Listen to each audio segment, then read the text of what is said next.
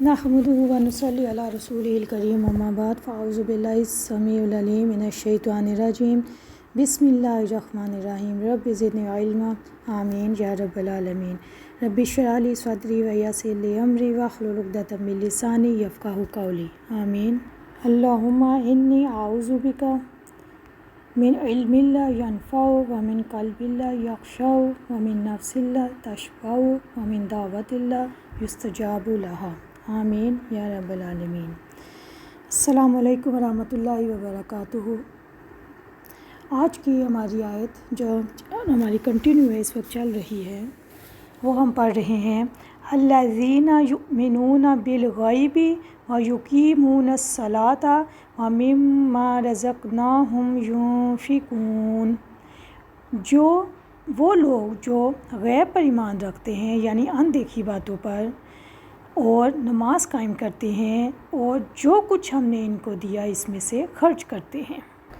अबू मईस रज़ी अल्लाह अन्हु बयान करते हैं कि मैंने अबू जुमा से कहा कि हमें कोई ऐसी हदीस बयान करें जिसे आपने रसूल अल्लाह सल्लल्लाहु अलैहि वसल्लम से सुना हो।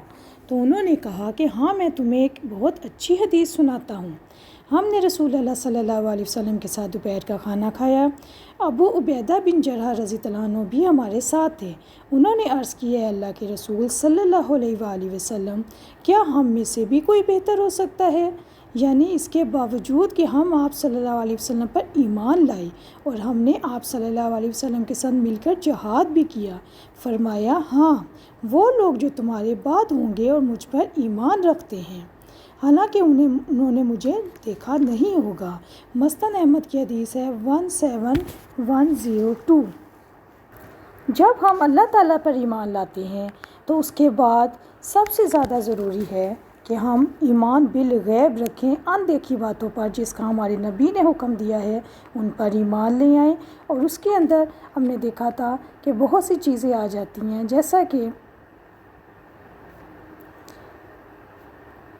कि हमने देखा था सूरत अल-बकरा की आखिरी दो आयत में भी इन अमूर का ज़िक्र है, जिसके अंदर अल्लाह ताला पर ईमान लाना और अंबिया कराम पर और इसके फ़रिश्तों पर और इसके रसूलों पर और क़यामत के दिन पर और अच्छी और बुरी तकदीर पर। उसके बाद हमने देखा था कि जो लोग ईमान बिल गैब लाते हैं उनके लिए मुत्तकियों की वही लोग मुत्तकी हैं, और उनकी पहली जो शर्त है वो यही है कि ईमान बिल गैब हो, और दूसरी शर्त ये है कि वो नमाज को कायम करने वाले हों।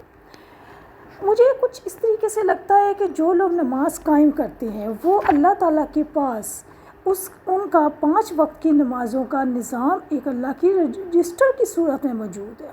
यानी जिस वक्त आप अल्लाह के सामने हाज़िर होते हैं तो उस वक्त अल्लाह के सामने रजिस्ट्री में हमारी हाज़िरी लगती जाती है, और इससे पता चलता है कि हमारा नाम अल्लाह के ग़ुलामों की लिस्ट में शामिल है। गलतियाँ हो जाती हैं, कोताहियाँ हो जाती हैं, लेकिन याद रखें अल्लाह के ग़ुलाम का नाम स्टक ऑफ नहीं होता। अगर वो नमाज़ पढ़ता है, मौजूद है, तो फिर उसके नाम की हाज़िरी अल्लाह के रजिस्टर में लग गई है। लेकिन अगर जो नमाज भी छोड़ गया तो फरमाया बैनल अब्दी वल कुफ्री तर्कस सलाह, यानी ये नहीं फरमाया बैनल इस्लामी वल कुफ्री तर्कस सलात, यानी पहले में फरमाया कि नमाज का छोड़ देना इबादत बंदे और कुफर के दरमियान है, बल्कि उसकी जगह पे ये नहीं फरमाया कि इस्लाम और कुफर के दरमियान जो नमाज छोड़ेगा वो इस्लाम और कुफर के दरमियान है, बल्कि उसकी जगह बताया कि वो अब्दियत से ही खारिज हो गया। यानी जिसने नमाज तर्क की वो काफिर है, अब्दियत से ही खारिज हो गया, निकल गया। यानी क्या पता चला कि जब तक वो नमाज़ पढ़ता था तो ग़ुलामों की फ़हरिस्त में शामिल था, लेकिन जिस दिन नमाज ख़त्म हो गई तो वो अब्दियत से ही निकल गया। वो अल्लाह का अब्द ही नहीं रहा, बंदा ही नहीं रहा, और कुफर में चला गया। अब ये उस फ़हरिस्त में शामिल ही नहीं है, अल्लाह की अटेंडेंस की रजिस्टर में, जिसमें अल्लाह ताला की हाज़िरी का निज़ाम है रजिस्टर में, उसमें वो शामिल ही नहीं है। यानी नबी अकरम सल्लल्लाहु अलैहि वसल्लम की उम्मतियों की फ़हरिस्त में शामिल नहीं है। अब यहाँ पे थोड़ी सी इस सिलसिले में मैं बात करूँगी कि बाज़ फैमिलीज़ में देखा गया है कि बाज़ मर्द हज़रात नमाज नहीं पढ़ते, और उनकी लॉजिक क्या होती है कि हम सुबह से शाम तक رزق حلال کماتے ہیں، ہم بندوں کی خدمت کر رہے ہیں، ہم اپنی اہل خالہ کا نفقہ اٹھا رہے ہیں، ان کا خرچہ پورا کر رہے ہیں، تو ہم نماز پڑھنا ہمارے لیے ضروری نہیں ہے۔ تو پیاری بہنوں، اس سلسلے میں آپ کو اپنے مرد حضرات کو ضرور گائیڈ کرنے کی ضرورت ہے کہ نماز پڑھنا اللہ کے بندے ہونے میں شامل ہے، جیسا کہ ابھی میں نے آپ کے سامنے بیان کیا، اور وہ حقوق اللہ میں سے ہے۔ توحید کے اسلام کے 5 پلرز ہیں۔ سب سے پہلا پلر ہے توحید و رسالت کے اقرار کرنا، دوسرا ہے اقامت نماز، تیسرا ہے ادائے زکوٰۃ، چوتھا ہے حج بیت اللہ، اور 5واں ہے روزوں پر۔ یہ بخاری اور مسلم کی حدیث ہے۔ اب آپ یہ دیکھیں کہ جب آپ کے ایک بلڈنگ کا ایک پلر ہٹا دیا جائے گا تو وہ بلڈنگ کمزور ہو جائے گی اور گر بھی سکتی ہے۔ اسی طرح اگر اسلام کا ایک پلر نماز ہی ہٹا دی جائے گی تو وہ پھر اللہ کا بندہ ہی نہیں رہے گا، کیونکہ سب سے پہلے اسلام لانے کے بعد زور دیا جاتا ہے نماز پر۔ وہ حدیث آپ نے سنی ہوگی کہ روز قیامت لوگ جوگ تک جوگ میرے پاس آئیں گے، حوض کوثر پر میں ان کو پانی پلاؤں گا، اور نبی اکرم صلی اللہ علیہ وسلم نے یہ بھی فرمایا کہ میں وہاں پہ تمہارا انتظار کروں گا۔ اس کی تفصیل دیکھتے ہیں کہ ایک صحابی نے پوچھا کہ آپ کیسے پہچانیں گے، آپ صلی اللہ علیہ وسلم ہمیں کیسے پہچانیں گے؟ وہاں پر تو حضرت آدم علیہ السلام سے لے کے حضرت عیسیٰ تک کی ساری نبیوں کی امتیں موجود ہوں گی، تو آپ ہمیں کیسے پہچانیں گے کہ یہ میری امت ہے؟ تو فرمایا کہ میں ان کو اس طریقے سے پہچانوں گا کہ میری امت کے اعضائے وضو اس دن روشن ہوں گے۔ 5 اعضاء جو وضو کے وقت روشن ہوتے ہیں، ان سے میں ان کو پہچانوں گا۔ اس سے پتہ چلا، کیا سمجھ آئی، کہ جو لوگ نماز نہیں پڑھتے وہ قیامت کے دن پہچانے ہی نہیں جائیں گے۔ تو پھر کیسے وہ لوگ کہتے ہیں کہ ہم حقوق العباد ادا کرتے ہیں تو ہمارے لیے نماز ضروری نہیں ہے؟ نعوذ باللہ، ان کو گائیڈ کرنے کی، سمجھانے کی ضرورت ہے، ان کے لیے بہت زیادہ دعا کرنے کی ضرورت ہے۔ اسی لیے تو فرمایا کہ بین العبد والکفر ترک الصلاۃ، یعنی یہی ابتدا ہے اور یہی انتہا ہے۔ اگر انسان نماز پڑھے گا تب ہی وہ اللہ کا بندہ ہوگا، اور اگر نماز نہیں پڑھے گا تو وہ کافر ہو جائے گا۔ جب انسان شروع میں نماز پڑھنا شروع کرتا ہے ابتدا میں تو اس کو مشکل لگتی ہے، لیکن جب انسان اگلی منزل پہ پہنچ جاتا ہے تو پھر چھوڑنی مشکل ہو جاتی ہے۔ جتنی تکلیف ابتدا میں نماز پڑھنے سے ہوتی ہے، اس سے 1000 گنا تکلیف انسان کو نماز چھوڑنے پر ہوتی ہے۔ اس سلسلے میں ہم نماز کے ثواب و فرضیت کے لحاظ سے کچھ احادیث دیکھ لیتے ہیں، کچھ احادیث و قرآن کی روشنی میں دیکھ لیتے ہیں۔ اللہ تعالیٰ نے نماز کی اقامت کا حکم دیا ہے اور نماز پر ہمیشہ پابندی اور اس کی حفاظت کا حکم دیا ہے۔ سورۃ المعارج آیت نمبر 23، الذین ھم علی صلاتہم دائمون۔ پھر وقت کی پابندی کا حکم دیا، سورۃ النساء، ان الصلاۃ کانت علی المؤمنین کتابا موقوتا، جماعت کے ساتھ ادائیگی کا حکم دیا۔ پھر خشوع کا حکم دیا، سورۃ المومنون آیت نمبر 2، الذین ھم فی صلاتہم خاشعون۔ یہ تنبیہ ہے، یہ سمجھایا جا رہا ہے، وارن کیا جا رہا ہے کہ نماز پڑھنے والے بہت ہیں، قائم کرنے والے بہت کم ہیں۔ اور اسی طرح حدیث کی روشنی میں ہم دیکھتے ہیں، نبی اکرم صلی اللہ علیہ وسلم نے فرمایا، میری آنکھوں کی نماز، میری آنکھوں کی ٹھنڈک نماز میں رکھی گئی ہے۔ یہ نسائی کی حدیث ہے۔ رسول اللہ صلی اللہ علیہ وسلم نے فرمایا، ہمارے اور کافروں کے درمیان ایگریمنٹ، معاہدہ نماز کا ہے، جس نے نماز چھوڑی اس نے ایگریمنٹ کو توڑ دیا اور کفر کیا۔ یہ مسند احمد کی حدیث ہے۔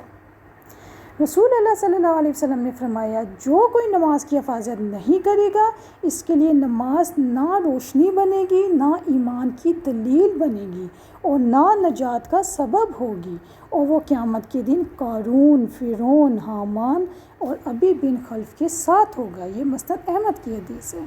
یعنی اس حد تک اللہ تعالیٰ حضور صلی اللہ علیہ وسلم نے احادیث میں نماز پڑھنے پر زور دیا، اور اس کے بارے میں وہ بہت زیادہ خفا بھی ہوتے تھے۔ اسی طرح بخاری کی حدیث ہے، حضور صلی اللہ علیہ وسلم نے فرمایا، قسم ہے اس ذات کی جس کے قبضے میں میری جان ہے، میرا جی چاہتا ہے کہ لکڑیاں جمع کرواؤں پھر نماز کا حکم دوں، جب اذان دی جائے تو کسی اور کو نماز پڑھنے کا حکم دے کر خود ان لوگوں کی طرف چلا جاؤں جو باجماعت نماز میں حاضر نہیں ہوتے، اور ان کو ان کے گھروں سمیت جلا دوں۔ سبحان اللہ. آپ یہ دیکھیں کہ ہمارے نبی اکرم صلی اللہ علیہ وسلم ہم سے کتنا پیار کرتے تھے، کتنا خیال کرتے تھے، راتوں کو اٹھ کے روتے تھے اپنی امت کے لیے. اور ہمارا رویہ ان کے ساتھ کیا ہے کہ جو حکم دیا ہم اس کے خلاف کرتے ہیں. نعوذ باللہ. اسی طرح سیدنا مغیرہ بن شعبہ سے مروی ہے کہ رسول اللہ صلی اللہ علیہ وسلم اتنی دیر قیام کرتے کہ آپ صلی اللہ علیہ وسلم کے پاؤں پھٹ گئے. آپ صلی اللہ علیہ وسلم سے طویل قیام کے بارے میں پوچھا گیا تو فرمایا کیا آپ صلی اللہ علیہ وسلم کے اگلے اور پچھلے گناہ معاف نہیں کر دیے گئے؟ تو آپ صلی اللہ علیہ وسلم نے فرمایا کیا میں شکر گزار بندہ نہ بنوں؟ یہ بخاری و مسلم کی حدیث ہے. یعنی اس حدیث سے پتہ چلا کہ حضور اللہ تعالیٰ نے ہمیں اس قدر بے شمار نعمتیں دی ہیں اور اللہ تعالیٰ اتنا ہم پہ رحم کرتے ہیں. صبح اٹھتے ہیں تو اللہ تعالیٰ ہم پہ اپنی رحمتیں اور نعمتیں نازل کرنا شروع کرتے ہیں اور اللہ تعالیٰ یہ نہیں دیکھتے کہ یہ مسلمان ہے یا کافر ہے. اللہ کی رحمت سب کے لیے. اور ہم کیا کرتے ہیں؟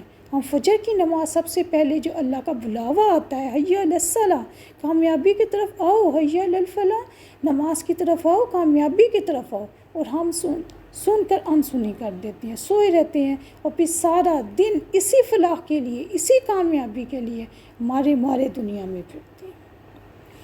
اس کے بعد آگے ہم دیکھیں گے وَمِمَّا رَزَقْنَاهُمْ يُنْفِقُونَ. خرچ، جو کچھ ہم نے ان کو دیا اس میں سے خرچ کرتے ہیں. خرچ کرنے سے کیا مراد ہے؟ خرچ کرنے سے مراد اپنے اہل و عیال کا نان نفقہ بھی مراد ہے اور زکوٰۃ کی ادائیگی بھی مراد ہے.